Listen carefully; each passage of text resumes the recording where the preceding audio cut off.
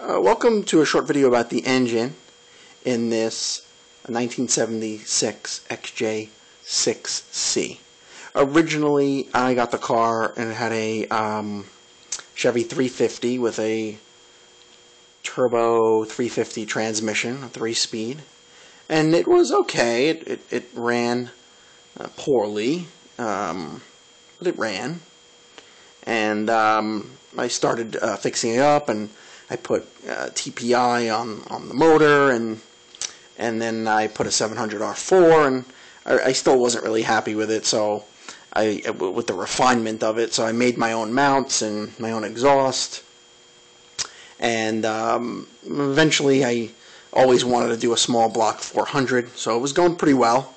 So I wanted to do a small block 400. So I got a call from the machine shop that my 400 block that I bought off of Craigslist was ready, and I picked up the block. It was a 430 over, so it's a 406, and I put it in. I also got this Lingenfelter Accell SuperRam intake off of eBay. Got it at a bargain price, but when it arrived, I found out that a lot of the bolt holes were stripped. So it kind of reconfigured the way the intake was designed, and welded up some new ways of fastening the intake together. So you can see these acorn nuts on the intake here. That's a nod to the XJ12 engine. The XJ12 engine has lots of those acorns. I thought that was really cool, so I got inspired to use them on this project. So this engine has 30-pound injectors. It has, like I said before, the Accell SuperRam intake. It's got the TPIS large throttle body. It has Trick Flow Super 23 heads, 195cc. It's got a roller cam with roller lifters. They're retrofit lifters, of course, because the small small block never came with provisions for roller anything. So, but the aftermarket really has a lot of great features for this. So, so this engine has headers as well. And there's my custom motor mount. I really wasn't impressed with the motor mounts that came with the Chevy conversion kits. Just very clunky and didn't really do any sort of isolation, and made the car feel very, very rough around the edges. These motor mounts are Ford motor mounts. They only cost about $15 a piece. Cost me about $10 in steel to fab up some motor mount brackets. And you can see the headers, and you can see the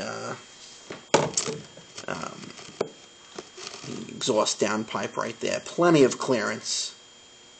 You can see that mandrel bend on that exhaust downpipe. That's full 2.5-inch downpipe. You can see the oxygen sensor. And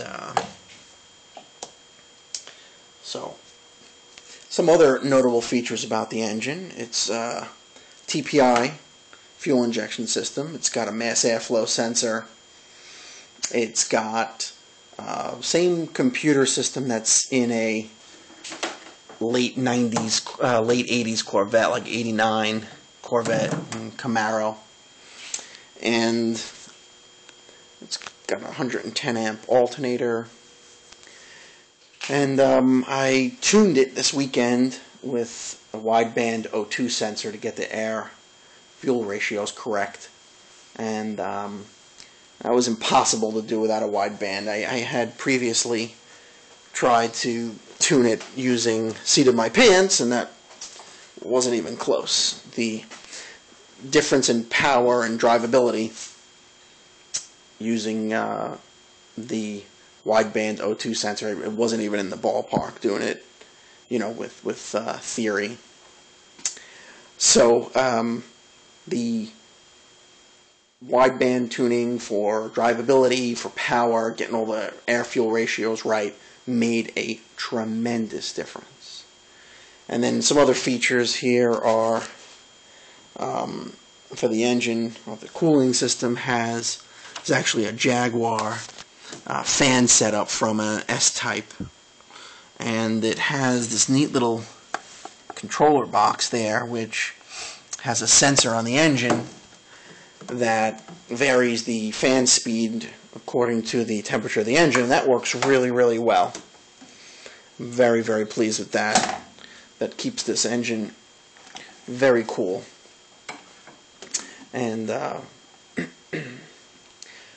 so that worked out really well. You know, the electric fan doesn't drag on the motor, and it's got a soft start feature, so you don't get that, you know, surge of energy when the fan turns on. It turns on very slowly. It's a fantastic piece of electrical engineering. So that's a great thing. And on this side, you know, we just have more custom work. We've got the downpipe that goes around the steering shaft on this side. You could see it there. So there's plenty of room to let that steering shaft go around, or actually let the header downpipe go around the steering shaft. Plenty of clearance there. We have the power steering pump with an inline filter, and you could also get a look at the cooling system.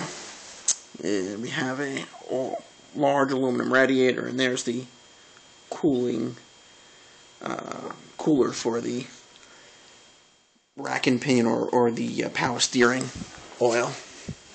So that about does it for the engine. Oh, it's got a, I forgot to mention the transmission. It has a 700 R4, and I just picked it up from the tranny shop.